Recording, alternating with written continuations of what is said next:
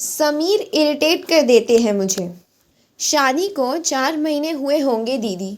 एक भी दिन ऐसा नहीं गया कि उठते ही चाय के अलावा इन्हें कोई और बात सूझी हो।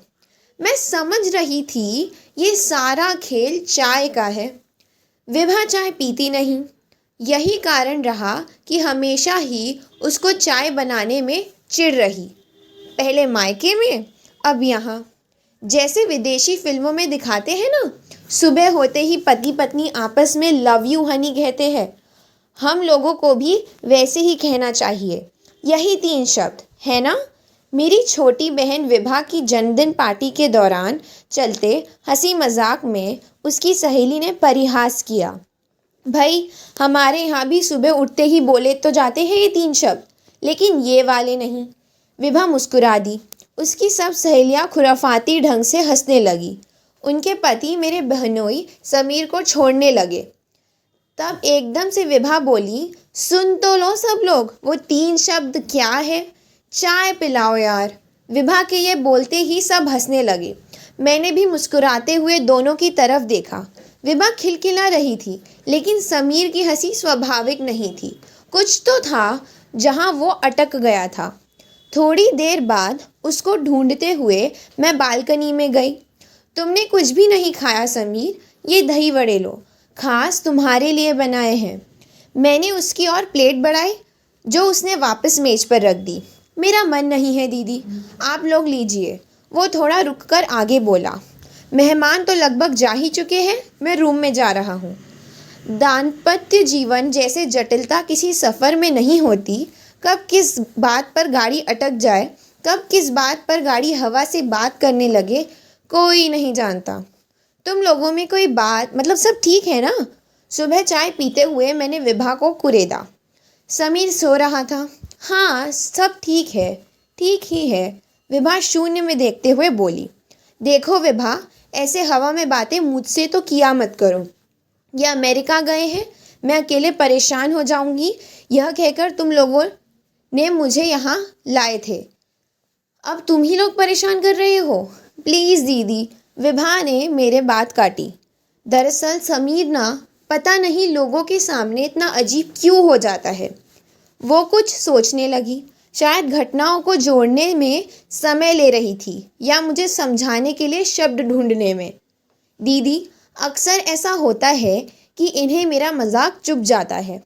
अब कल ही पार्टी में मैंने कुछ भी नहीं कहा, तब भी मुंह फुला हुआ है। उसकी आंखें छलछला आई। शायद रात को बात और बिगड़ गई थी। मैंने उसका हाथ सहलाते हुए कहा, कहीं तुम्हारी चाय वाली बात। चाय चाय तो है ही सबसे बड़ा सिरदर्द दीदी। वो एकदम से झला गई। गुड मॉर्निंग दीदी। समीर एकदम तैयार था कहीं जाने के लिए। विभा उसको हैरत में देख रही थी। इतनी सुबह सुबह कहाँ? रुको चाय लाती हूँ। मैं संशयित थी। नहीं, चाय नाश्ता कुछ नहीं, मुझे ऑफिस पहुँचना है, थोड़ा जल्दी। 1 बजे के आसपास ड्राइवर के हाथ खाना भेज देना। विभा की ओर देखकर बस इतना बोलकर वो निकल गया। विभा दिन भर सामान्य रही, लेकिन गृहस्थी का मेरा अनुभव किसी कतरे को सूंघ रहा था। अगली सुबह मुझे पता भी चल गया कि मैं गलत नहीं थी। आज शाम को मैं अपने घर वापस चली जाऊंगी। आज 31 तारीख है। तुम लोग कहीं बाहर जाओ, नए साल का स्वागत करो। मैं कहाँ कबाब में हड्डी। सुबह की चाय पर मैंने दोनों से ये बात कहते हुए चाय का कप समीर की ओर बढ़ाया। हम लोगों को कहीं नहीं जाना है, बस यहीं घर पर सब लोगों के साथ बैठकर टीवी देखेंगे। और जब तक आपके डॉक्टर साहब इंडिया वापस नहीं आ जाते, आपको यहीं रहना है। वो मुस्कुरा दिया। मेरा ध्यान 2 बातों पर था।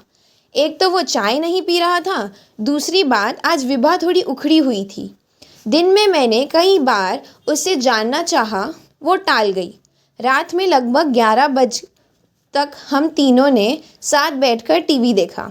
फिर अचानक जब समीर उठकर कमरे में चले गया, तब मैंने विभा को फटकार लगाई।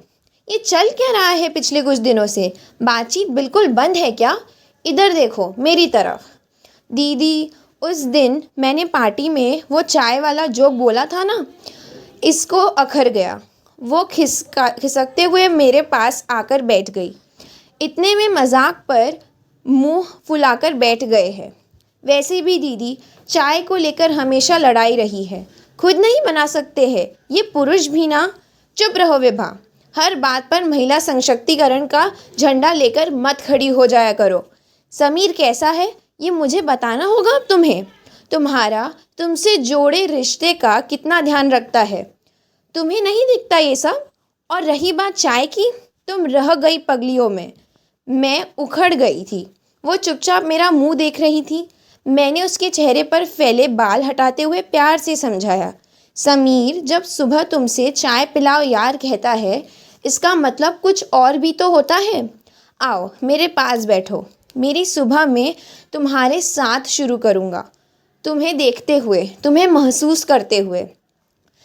चाय तो एक बहाना है आजकल की भाग दौड़ भरी ज़िंदगी में सुकून के, प्यार के 2 पल चुराने का, और तुमने इन्हीं पलों को मजाक बना दिया।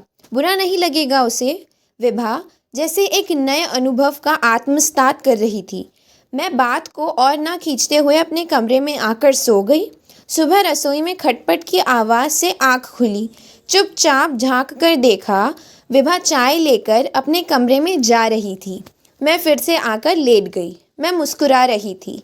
शायद आज दोनों ने एक ही कप में चाय पीते हुए नए साल की शुरुआत करी होगी।